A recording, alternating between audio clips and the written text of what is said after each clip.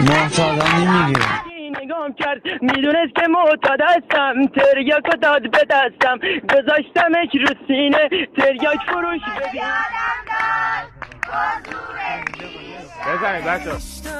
ممکنه هر دفعه اونجوری که میخواستی پیش نره خاطر هم داره خوابو میگیره اصلا